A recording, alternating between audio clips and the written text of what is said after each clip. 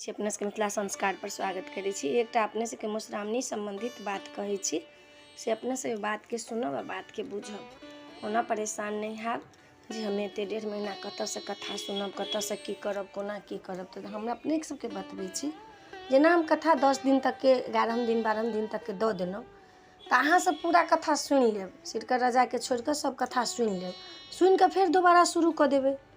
एहिमे कोनो दिक्कत नहीं छै। देखियो कथा अहाँ जते बेर सुनबै तते बेर अहाँके भगवान फल देता। आ मोन प्रसन्न कऽ के कथा सुनब, ई नहीं जे दुखी से जते दिन के ये कोना करू, मुँह एना के घुमा के खुशी से करू। खुशी से कोनो चीज जे करै छी तऽ ओ चीज लगै छै, आ दुखी मन से करब तऽ ओ चीज नहीं लागत। तऽ ताहि दुआरे कोनो चीज पूजा पाठ दुनिया जहान जते लोग करै छै से खुशी से करै छै। दोसर में गीत तऽ लोग के अपना मन के बात छै, गीत जते गायब तते भगवान रिझै छथिन।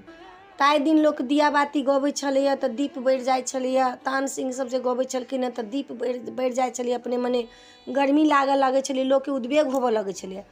ताहि के मारऽ के लेल तो लोग ताहि दिन मल्हार गबै छलै। आब तऽ मल्हार सब लुप्त भऽ गेल छै। कहै छी गाँठ फाटऽ मल्हार गावत है, तऽ मल्हार सब गबै छलियै तऽ वर्षा बरसऽ लगै छलैया। आब लोग बात बुझबे नहीं करै छै। लोग भक्ति गीत गबै छै, भगवान प्रसन्न होइ छथिन, मन में स्थिरता अबै छै।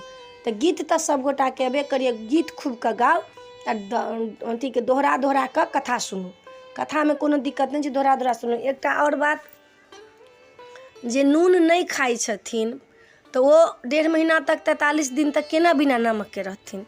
तो अपने सब जे पूजा पाठ करब आ नून नहीं खेथिन, उनका मन खराब भऽ जेतन तो पूजा के कोनो फल नहीं भेटतन। ताहि लऽ कऽ अपने सबके सुझाव दै छी संधा नमक खाओ। 15 दिन तक नमक नहीं खाओ, संधा नमक खाओ। आ नहाय खाय के दिन से फिर 2 दिन तक अहाँ नमक नहीं खायब। संधा नमक में कोनो दिक्कत नहीं छै। बूढ़ बुजुर्ग सब सुनै छथिन, बुझै छथिन, ताहि बात के समझथुन। कैला जखन पबनैतिन व्रत करै छै, पबनैतिन मन खुशी भऽ कऽ व्रत नहीं करतै, बीमार में व्रत करतै तऽ भगवानो चाहथिन जे बीमार में हमरा व्रत करू।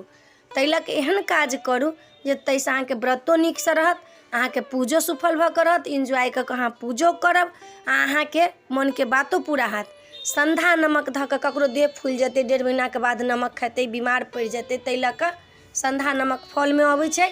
संधा नमक धऽ कऽ अपने सब भोजन बना कऽ खाओ। आ नमक हम तऽ इहे सुझाव देब। आब अपन सबके मनमाना होइ छै, आब तऽ लोग कहै छै, लेकिन मन तऽ लोग के अपने रहै छै। संधा नमक धऽ कऽ अहाँ सब अपन खायब, जे नमक नहीं खा कऽ पूजा करै छी से, आ 2 बेर के खायब, राइतो में खायब संधे नमक धऽ कऽ। अपनहु सबके कहै छी जे राति के खाय के एहिमे नहीं होइ छै, लेकिन 15 दिन तक अहाँ सब राति में नहीं खायब आ तकर बाद राति में खाय लागब। रोटी के कहै छी तऽ रोटी के अपन मन बात छै, अहाँ बनेबै तब तऽ खा सकै छी, नहीं बनबै छी तऽ नियम तऽ नहिए छै ओना ओते खाय पीबऽ के। आब लोग कहै छै तऽ मजबूरी बस जेकर मन खराब भऽ जेतै तऽ ओ खा सकै छथिन। कथा के कहिए देलहुँ हँ, दोहरा दोहरा तेहरा तेहरा सुनू, कोनो दिक्कत नहीं छै। बीच बीच में आरो कथा सब हम दैते रहब। कथा सब तऽ बहुत छै, अपने सब सुनऽ के लेल आदि रहब तऽ हम तऽ कथा दैते रहब, कथा में तऽ कमी नहीं करब। लेकिन ई वीडियो देलहुँ हँ ताहि लऽ कऽ अहाँ सब चिंता नहीं करब। कथा सब सुनते रहब। अखन उल्टा पुल्टा कथा सब सुनब, सुनात बुझात, कहि कऽ कैला तो 1.5 महीना के छै ने, तऽ ताहि लऽ कऽ चिंता अहाँ सब नहीं करब। फूल लोढ़ब, मन खुशी प्रसन्न कऽ कऽ अहाँ सब पूजा करब। मन बिना प्रसन्न के पूजा नहीं करब। आ कते लोग छोड़ि देलखिन हँ तऽ गलती केलखिन हँ। ई सौभाग्यशाली वाला के ई अहाँ के 1.5 महीना के मधुश्रावणी पंचमी भेटै छै, जे हम गौरी के प्रेम से पूजा करब, गौरी के गीत गाबि कऽ पूजा करब, विषहारा के गीत गाबि कऽ पूजा करब, महादेव के गीत गाबि कऽ सुनाब। लोग के पार नहीं लगै छै, लेकिन एहि बहाने अहाँ गीत गाबि लेब। जे गाभू वाली जेथिन तिनको सौभाग्यशाली छनि, जे सुनथिन सेहो सौभाग्यशाली छथिन, जे कहथिन सेहो सौभाग्यशाली छथिन। एहिमे चिंता होबऽ के कोनो बात नहीं। मन दुखी से पूजा नहीं करब। अपने सबके हम एकदम विनती कऽ कऽ कहै छी, क्षमा मांगि कऽ कहै छी, पूजा नीक से करब जे भगवान प्रसन्न हेता। भाग्य वाली के ई भेटलैया तऽ अपने सब चिंता नहीं करब। अहाँ सबके कोनो चीज के त्रुटि बुझात हमरा फोन कऽ कऽ कहब या मैसेज द्वारा कहब, हम अपने के रिप्लाई देब। चिंता अहाँ सब नहीं करब।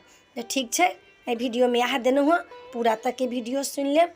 कोनो चीज गलती हैत तऽ क्षमा मांगै छी, हमरा से किछु गलती हैत तऽ क्षमा मांगै छी। हम अहाँके दास छी, सेवक छी, अहाँ जे कहबै सएह हेतै। जय मिथिला, जय माता जी।